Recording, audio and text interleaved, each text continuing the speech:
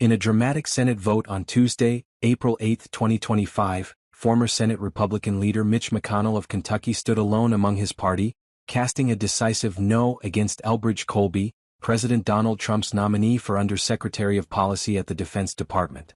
The confirmation, which passed 54-45, marks a significant moment in the ongoing tug-of-war within the Republican Party over the direction of U.S. national security policy. Colby, a polarizing figure known for his calls to shift America's military focus from Europe and the Middle East to the Indo-Pacific, secured the number 3 Pentagon post despite McConnell's stark warning of geostrategic self-harm, should Colby's vision take root. McConnell, in a scathing statement released shortly after the vote, didn't mince words. He criticized Colby's long-standing argument that the U.S. should deprioritize its commitments in Ukraine, Europe, and the Middle East to counter China's growing influence in Asia. The prioritization that Mr. Colby argues is fresh, new and urgently needed is, in fact, a return to an Obama-era conception of a la carte geostrategy, McConnell declared. He argued that such a pivot isn't a strategic masterstroke but a reckless move that could weaken America's global standing. Abandoning Ukraine and Europe and downplaying the Middle East to prioritize the Indo-Pacific is not a clever geopolitical chess move. It is geostrategic self-harm that emboldens our adversaries and drives wedges between America and our allies for them to exploit, he added.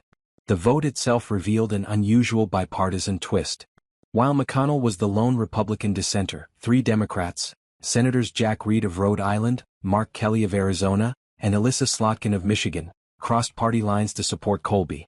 Reed, the ranking member of the Senate Armed Services Committee, and Kelly and Slotkin, both from swing states and committee members, broke ranks with their party, signaling a rare alignment with Trump's national security pick.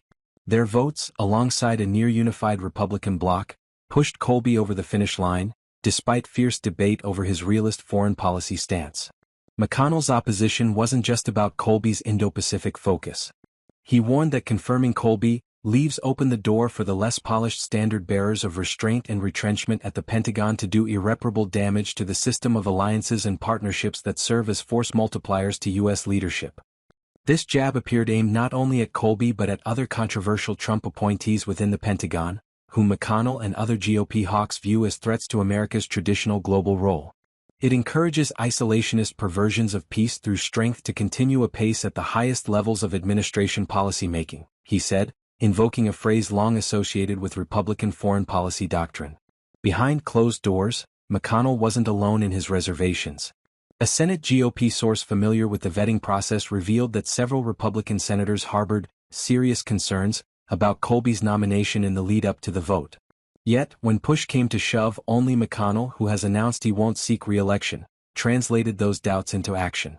His vote underscored a deepening rift within the party, pitting traditional defense hawks like himself against a rising America First faction championed by Trump and allies like Vice President J.D. Vance, a vocal Colby supporter.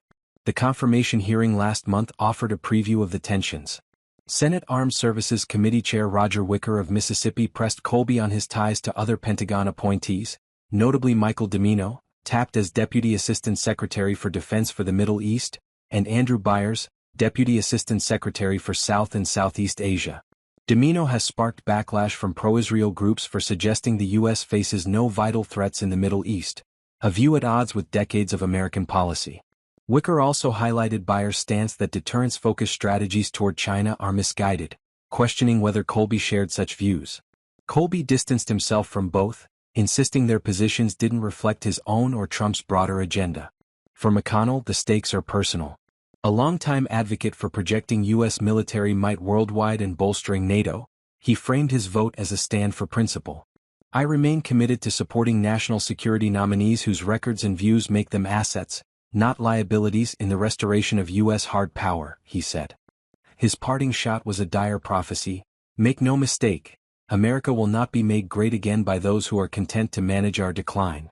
As Colby steps into his new role, the battle over America's global posture is far from over, and McConnell's lone dissent may signal more clashes to come.